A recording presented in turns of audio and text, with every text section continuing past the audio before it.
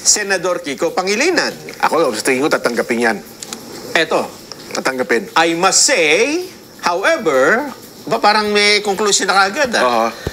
Siguro may nauna pang statement, ano? Sige nga. That considering that I now sit as chairman of 3 Senate committees, Agriculture, Food and Agrarian Reform, Justice and Human Rights, and Constitutional Amendments and Revision of Codes, ang dami nga, ano? It would be unwise to accept a 4th committee. More so, the Power Blue Ribbon Committee. The Powerful Blue Ribbon Committee. I have championed the country's food security and agriculture sector for the last 15 years. Sa isang simpleng salita, ayaw din pala niya. Tinanggihan din niya. Akala ko pa naman, Senador Kiko Pangilinan na ang Blue Ribbon Committee. So, 3 na ang nawala. X. Tingnan natin. Wala Pia. ng JB, Rapi, Kiko, Pia, at Risa na lang ang natitira. Kasi dati, di ba, naalala mo, si Pia ay hinawakan na niya ang Blue Ribbon, ha? Nung nakaraan lang, nung nawala sino nga ba to? Si Senador Francis Tolentino, ipinasa sa kanya. Ang problema, tumakbo din ata ito, kaya hindi rin nakapag-concentrate sa Blue Ribbon. O sige. So, anong sabi ni Senadora Pia Cayetano? Tinatanggap ba niya ngayon? Si Senador Pia Cayetano ay wala pang statement as of this moment. Wala. Si Senador Risa Ontiveros ay wala pa ring statement as of this moment. So, sila ay tahimik. Pero si Senador Lito Lapid ay nauna nang naglabas ng statement. Bakit? Siyempre, senador siya. Siyempre, may say siya, di ba? Hindi naman siya inaalok sa Blue Ribbon. May opinion siya. Ganon. Sabi mo, ba't hindi nyo inaalok sa akin, di ba? Oo nga. Sige, meron siyang statement ba niya? Meron. Ang sabi ni Senador Lito Lapid, Ang sabi ni Senador Lito Lapid, pakinggan natin. Senador, Nanong Malyari. minsan lang magsalita pakinggan natin. Oo naman, tagal na namin magkasama niya mula noong 2004, pakasama ko na yan. At least ako, siya pang 5 terms na dito sa Senado. Ako ay 4 terms na rin ako bilang senador. Dito rin, tuloy-tuloy din kami nagsiservisyo sa ating mga kababayan at leadership dito sa Senado. And then, sir, nag-resign si Senator Ping na chairman ng Blue Ribbon Committee. Meron kayong preference sa kapalit o gusto niyo ba din siya mag-stay put? Oo, dapat mag-stay put siya kasi siyempre kaya-kaya naman niya yan ewan ko, baka may sakit lang kasi kanina hindi nakapag-preside din. Kaya lang, sir, final answer na daw. Final answer na daw po, mag-resign na talaga siya. Pero nirespeto natin kung anong mga desisyon niya. Nandun siya. Pero kailangan siya talaga na alam naman natin straight yan na kung mag-investigasyon, ex-police yan, ex-chief PMP yan. Para, police, kapag magkalo, kapag na bato, nag-iimbestiga yan, mas sila dyan, mas eksperto sila dyan, di ba? Kaya, kung ano man ang decision ni Sir Lacson na ginagana po ito din respeto. Sir, walang lumabit sa inyo, sir, para sa Senate po? Wala. Kahit noon pa naman, kahit sino pa nagsisenate yan, basta kung sino nga gustuhan ng majority, doon lang ako. Kaya malinaw. Ba't hindi, sayang kilala ko yung tatanong kilala ko yung boss si Ate Nimpa yun Di sinabi, kayo po, Senador, gusto niyo ba mag-Blue Ribbon Chairman? Kung ano gusto ng majority. Di ba? Yan sabi niya lagi di ba? Ayaw na majority. Sayang, hindi tinanong ni Nimpa Nanong Mayari. Nanong Malyari. Sen, mga ganon. Ang kanyang posisyon dyan, kung siya lang ang masusunod, mag-stay put si Senador Lacson. Ayun, manatiling chairman ng Blue Ribbon Committee. Kaya lang, hindi niya... Pero ang haba nang sinabi ngayon ng Senador Lito Lapid. Sinasabi ko sa inyo. Di ba? Kaya sinasabi nyo lang tahimik si Senador Lapid kasi hindi nyo naman tinatanong. Yun lang nga. Diba? Kung yun pala tinanong at noon pa man. Baka mas magaganda pa idea ni Senador Lapid. Diba? Ang ganda. Sabi niya, kung saan ang gusto ng majority, ako naman doon. Ganun naman talaga. Yes, kasi nga naman, majority wins lagi dyan. Yan ang tamang paninindigan, Senador Lito Lapid. Sir, pakidalas-dalas nyo nga yung mga ganyan bagay, Para na sa ganun lagi kayo nagiging bahagi na palatuntunan sa ganang mamamayan. At dahil wala pang tumatanggap ng Senate Blue Ribbon Committee chairmanship, Jen, naglagay na po ang Senado ng magiging acting chairman.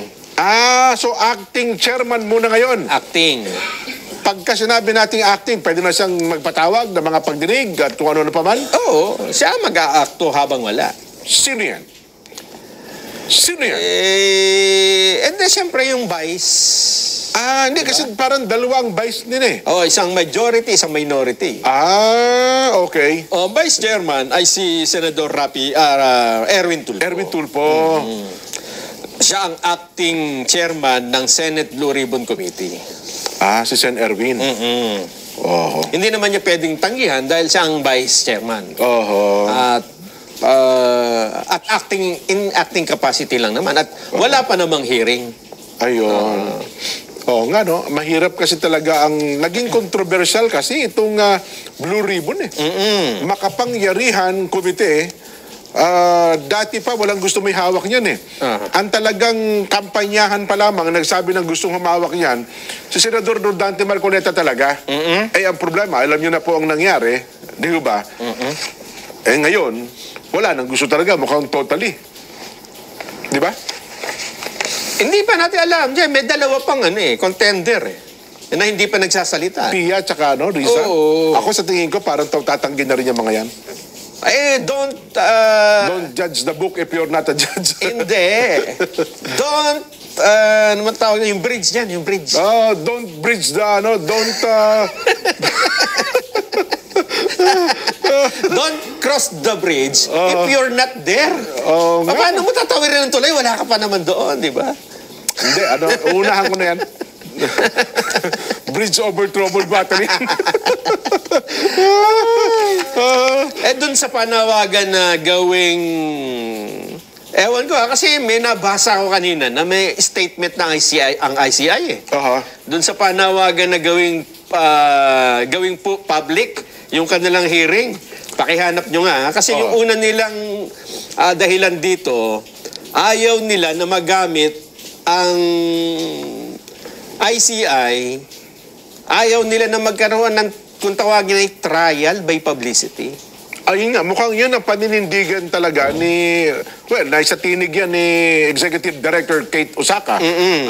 At merong bago ngayon, kanina lumabas. Yun na ba ang latest? Yung nauna ay noong pa yan eh. Tama. Yung mga unang panawagan na hindi nila ila-livestream. Ang panawagan naman kanina ni Senador Alan Peter Cayetano ay maglagay ng mga... Dalawa yung rekomendasyon. Una ay magkaroon ng mga media coverage sa loob. Kung saan ginagawa po pagdinig, okay. Na, alam mo, 5 daw TV, 5 radyo, 5. Okay. At tapos ay, ang isang panawagan niya, may mga representative mula sa iba't ibang sektor na dadalo. Okay. Para wag lang i-live streaming. Tingnan natin, pakinggan natin si Senador Cayetano sa kanyang paliwanag. I believe in the ICI. I believe in the people there individually. But from the start, di ba, nung nagsalita ako sa floor, sinabi ko sa inyo, hindi pa independent yan at kulang pa, whether batas or paano ayusin. If you ask me, lagyan ng isang representative ng Catholic bishops, isa from the born again, isa from Muslims, isa from Iglesia. Pero lagyan nila ng plano. Halimbawa, simulan natin sa ipasubmit sa DPWH, saan ba meron talagang ghost, saan wala. Alin contractor ang definitely walang mabuting ginawa at alin yung iniimbestigahan pa. Pagka moving target tayo sa lahat ng gagawin natin, walang maayos dito. Yung nanggugulo has more than enough money, opportunity, power na guluhin lahat to. Ginagamit yung fear ng tao, yung galit ng tao para lalong magkagulo rather than magkaroon ng order dito. More transparency. So, dun sa sinabi nilang ayaw nila i-live stream, sige, assuming hindi na magbabago isipan nila. So, ibalik natin sa kanila. What form of transparency can you offer that will give us enough information that the journey will be together? Hindi kayo lang. Ano bang downside, Sir, Senator, nung sa na-closed door siya? Hindi, kasi kahit sinong nag-iimbestiga ngayon, iniimbestigahan din eh. Kaya siyempre, iwas intriga yung, di ba, kahit kami naman sa Blue Ribbon kung ginawa naming executive committee at executive session, tapos kami lang, Kaya lang, maniniwala ba ang publiko sa mangyayari? Ang kaibahan, hindi naman congressman, senador na sa ICI, so wala naman silang projects doon. But di ba, yun ang sinabi ko kay Senator Ping noon, nung sinabi niyang hahabulin niya ng taga pag may nagsabing may pondo siya. Sabi ko kasi yung motive or yung pwedeng ibintang sa'yo, hindi lang yung pondo eh. Lahat tayo may interest eh. Political interest, economic interest, interest sa atin. And it's not always bad. Di ba? May motivation tayong lahat eh. Kaya ang kakampi natin dito, kayo nga network eh, news network eh. Minsan naharas pa eh, na may agenda kayo eh. Di ba? Yung pakayang itong mga political. Sir, isa lang. So, Yun yung isang suggestion. Will they allow X number of media? Let's say 10, 15 a day. O, 5 from TV, 5 from radio, 5 from print, or mas marami sa print. So, for example, the questions they ask. Kung ako, I would crowdsource that. Kasi your answers is only as good as your questions. 3 things. 1, sa taong bayan, pray. Sa ICI, dyan, ha? Oo. Bakit, di ba sa Amerika may mga ganyan? Dito sa atin, may mga pagdinig ang korte na, so, di ba? Na may representante ang mga media. Oo. Di ba, naalala mo? Yung sa hearing yung kaso ni Erap, plunder case sa Sandigan Bayan, open for yan eh. Nagko-cover ako niyan eh. Oo. Pero hindi mo nailalive ba yun dati? Parang hindi, no? Hindi, mag-a-attend ka lang doon. Kasi maingay kung nandun. Ayun, tapos ikukwento lang. Ang pagkakaiba kasi noon, Jen, wala pang live streaming noon. Ayun lang kasi, Diba? wala pang social media na ganito nangyayari ngayon, no? Ang sabi kasi ng ICI, nung una, ayaw nilang magkaroon ng trial by publicity. Okay. Pag-usapan muna natin yan. Iba kasi po yung trial by publicity sa public trial. Ibig sabihin, may trial na hindi ipinupubliko. Oo. Pero pwedeng, yung hearing ay pwedeng, ngayon nga, pwedeng i-live stream. Oo. Ang isa kong example niyan, yung ginagawa ng Supreme Court na oral argument, dati ito hindi... Hindi naka-live yan, Hindi ito naka-live. Ngayon, may Ngayon, live streaming na ito, napapakinggan, napapanood. Pati nga yung JBC dati, di ba? Parang may pagkakataon, nila-live na rin nila. Dapat nga yung pagtatanong JBC. nila sa yung interview, dapat may nag-appeal na dapat ni-live yan. Live streaming. Sa social media, no? Ano ba ang panganib kung hindi naka-public ang ICI investigation? Okay. Una-una, hindi naman sila korte, Jen. So pwede nilang i-live talaga yan. Pagka po kasi ang idinahilan nyo ay trial by publicity, kaya ayaw nyo ng live streaming, lalong magkakaroon ng trial by publicity kapag hindi alam ng publiko kung anong nangyayari. Kasi kanya-kanyang naglalaro sa isipan nila eh. Kasi Tama ka. kung tawagin, magkakaroon ho kasi ng parang information vacuum. Walang lumalabas na impormasyon. Kaya ang mangyayari dyan, speculation ho ng public. At hindi rin naman siya nag-debriefing after the hearing. Wala naman, no? May mga kaunti, kaya lang hindi mo nga makukuhan lahat, di ba?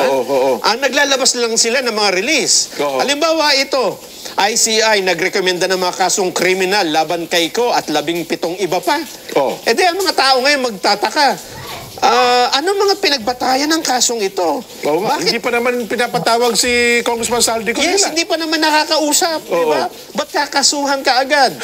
Ito ba ay kasong matibay o ito ay kasong ipapail mo lang para lang masabi makasuhan? At deliberately para ma-dismiss balang araw, di ba? Kasi hindi natin nakita kung paano naluto. Di ba? Paano ginawa? At hindi talaga naman, wala pang pagkakataon na naipatawag si Congressman Saldico dyan sa ICI na yan. Pati nga yung SunWest na corporation ang binabanggit dito eh. Tama. Ang alam kong pinapatawag lang yung mga diskaya, yung engineers, yung mga senador. Pero itong SunWest... dahil ba sa statement lang ng mga tinawag nila, yun ang magiging batayan? Ayun ang magiging problema natin. Hearsay yan pag nagkataon, At ang magiging dahilan niyan, dahil hindi niya ipinakita kung paano, mag-i-speculate ngayon ang iba't ibang grupo. Di ba? Magsasabing, niluluto po tayo. O kaya naman yung iba, hindi. Magulo po talaga. Kasi kanya-kanya ng kanya-kanya ng hula. Oho. Speculation kung ano nangyari. Kasi ang tao naman talaga, mayroong mga public opinion. Pero pag nagsalita kayo, halimbawa, nagsalita yung si Osaka, ito po ang nangyari, ito po yung ganyan. Kanya-kanya talaga naman Ganun may pa kanya-kanya rin eh. spekulasyon eh. Ganun Tama. pa rin. Oh, Pero kung yan ay naka-live, napanood, oh. malinaw sa publiko na, halimbawa, may nagsabing, nako, niluto tayo. Pwedeng sabihin nung ibang nakapanood talaga, ayun din, napanood namin yan eh. Lalo ngayon, mga legal luminaries, Ayan nga, nanonood na, mga abogado. napanood namin, tama naman yung ICI dyan. Oho. Kasi ganito nangyari. May mga magpapaliwanag, hindi lang ICI, may tutulong sa inyo. Yan. Pero kung kailangan magpapaliwanag, hindi nyo kakayanin ang tawagin natin dito, avalanche of opinion. Totoo. Na sa dami nito, guguho po yung investigation ninyo. Magkukulapso yan. Magko-collapse.